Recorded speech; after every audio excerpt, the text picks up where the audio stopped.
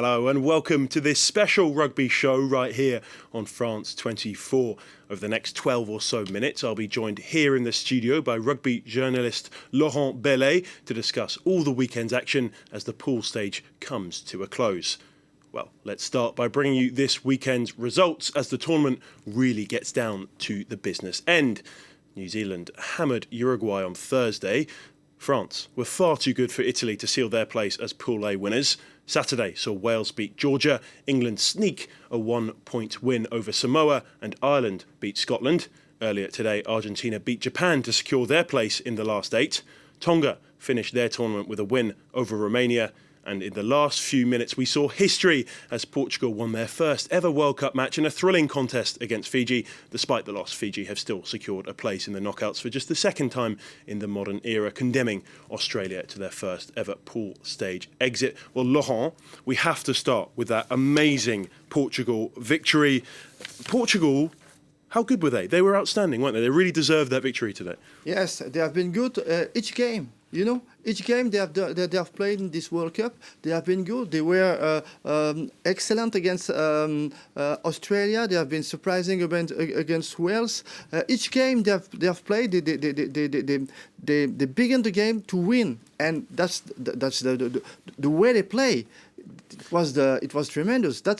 It's really good. And I mentioned that Fiji have, of course, qualified. They got the losing bonus point that they needed.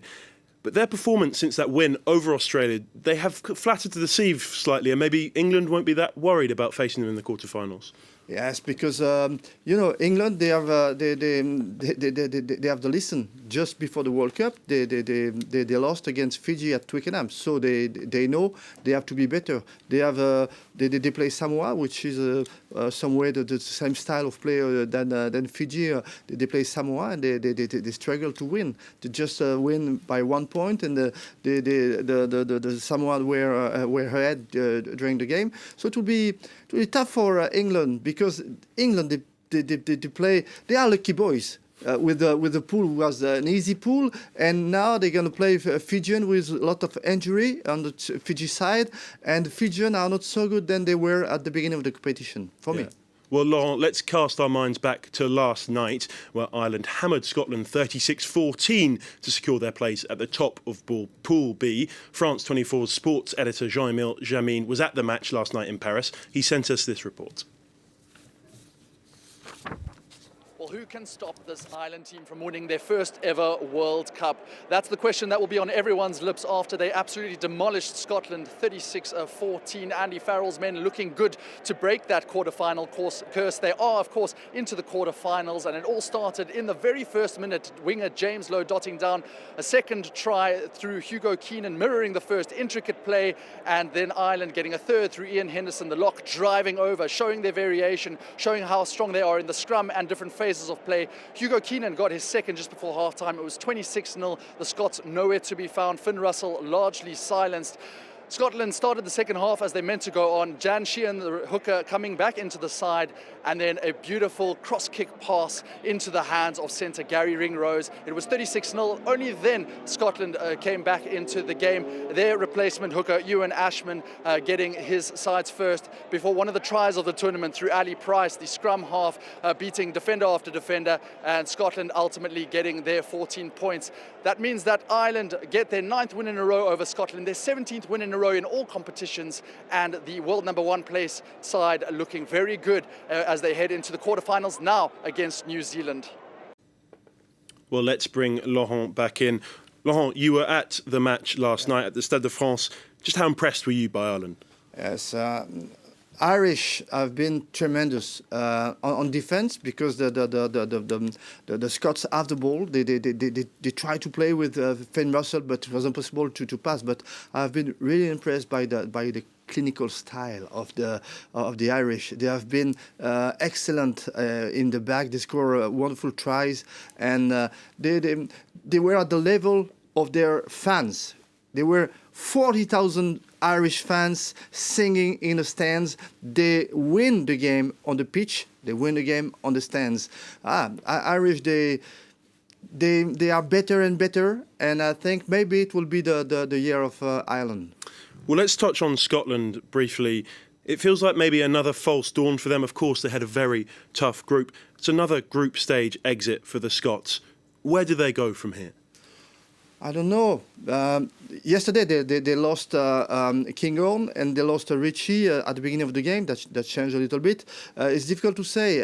Scots are a very good side, but yesterday the step was either for them. You never know what would be the result of Scots if they have played in another group.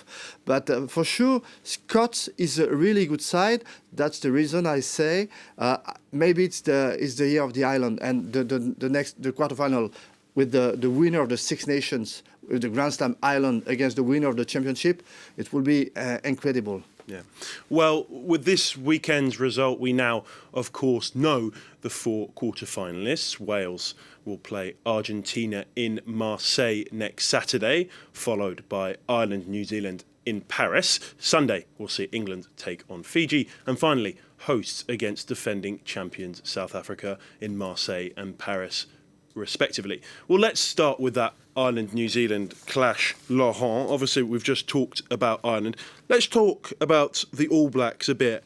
Have they managed to kind of fly under the radar a bit in this tournament so far? Oh yes, that's not the same All Blacks now than it was at the beginning of the competition. We win, the French win against the New Zealand for the opening game, but it is not the same the same side. And when they play with this strength, with this precision, this speed, All Blacks are really difficult to play for.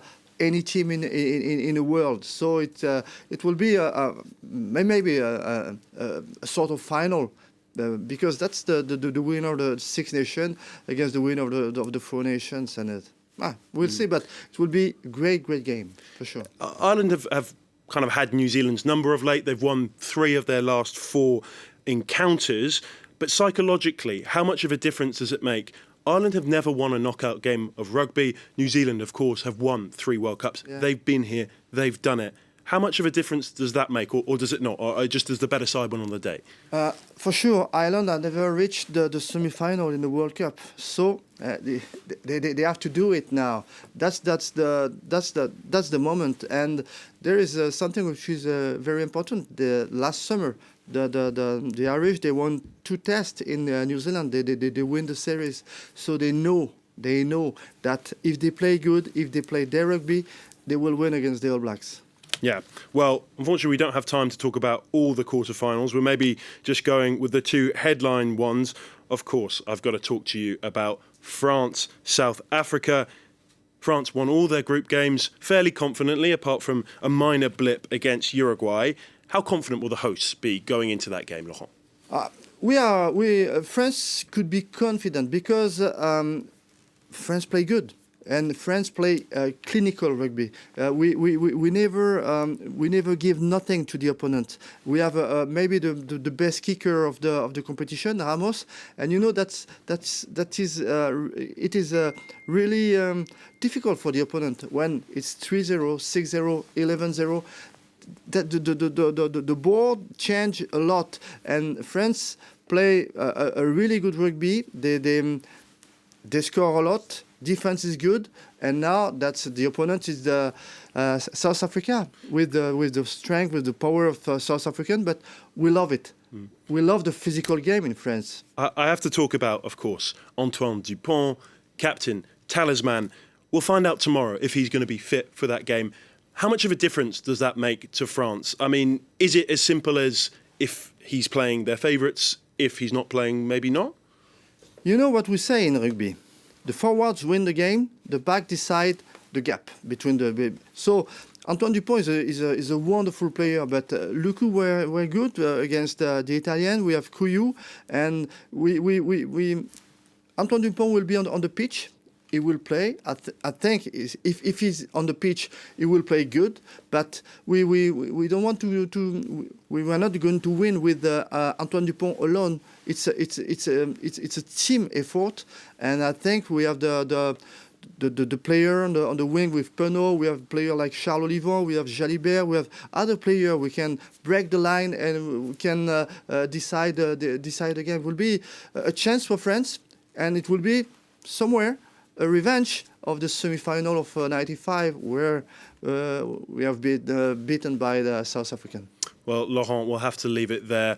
We'll have to see this weekend if France do get revenge for that game and beat South Africa in the World Cup for the very first time. Thank you again, Laurent Bellet. Thank you very much for joining me in studio. And just a reminder to viewers that we have a special rugby show on France 24 every Sunday at 11 Paris time, where we'll be discussing everything to do with the Rugby World Cup. Thanks very much for watching. Stay tuned for more news in just a few minutes' time.